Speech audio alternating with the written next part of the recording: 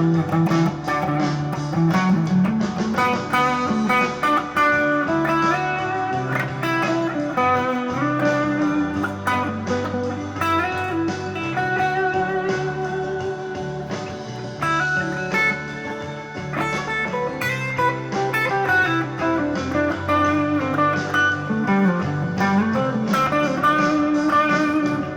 going on, guys? Coming back here to do a part 2 on our overlapping Mixolydian, and we're gonna keep it. I even kept it with the same backing track here, whereas it's just a D C G, very common D Mixolydian chord progression here, and we're just keeping it real loose, improvisational, and I'm going over the different choices that I am going to be thinking about in my head as far as improv. So let's just get right into it. Let's start with straight up the D Mixolydian scale, right? So that's going to be my first, I'm not going to say my first go-to necessarily, but let's make that the first thing we're going to go over here.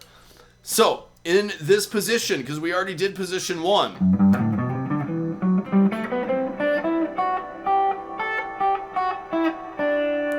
D Mixolydian in this position we already went over. So now let's do D Mixolydian.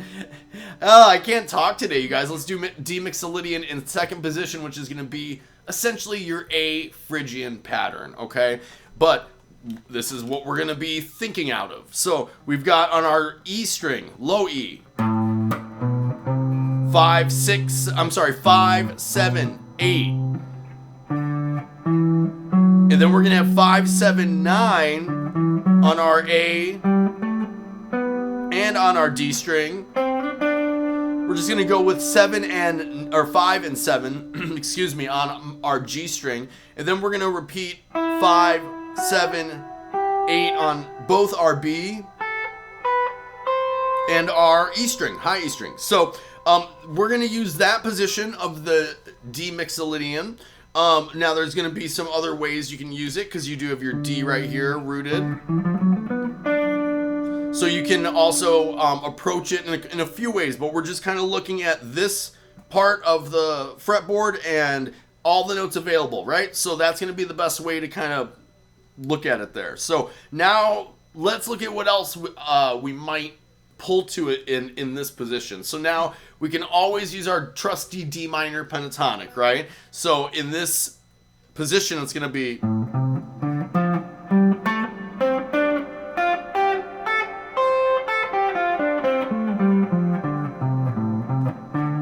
so we've got 5 to 8 on our low E, and we're going to repeat that on our A, 5 to 8, 5, 7 on both our D and our G string, 6 to 8 on our B, 5 to 8 on our high E.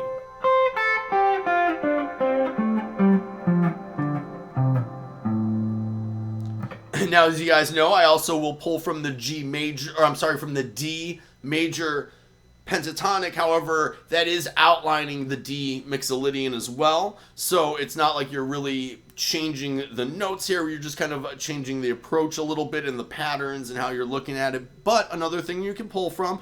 So in this position, you're going to be,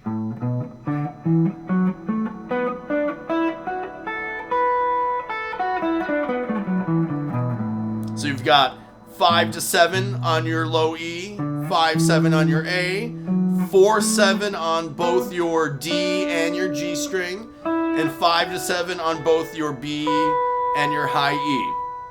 Now, as we talked about in part 1, because it is diatonic and relative to G major, your brain can start thinking E minor pentatonic too. So, for instance, this D minor pentatonic that we went over a pattern ago, you can just move that up a whole step and have that available as well. Okay? Then you also have your D caged out of this position. So anything when you're thinking like D7, D caged, D country, right? Anything out of this you can use too.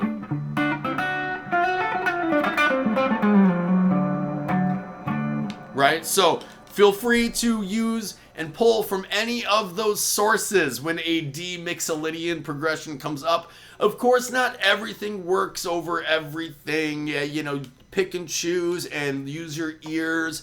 I just like to give you as much options and choices of things that could work, and then there's going to be a lot of other things that can work too. Here's just like kind of a few things that can work, just, you know, to start you out here if you're starting down the rabbit hole of just, you know, getting out of just playing minor pentatonic over everything, right? So anyway, cool. Hope that helps you guys. Like, subscribe, share, keep on picking. Much love. I'll see you on the flip. Later.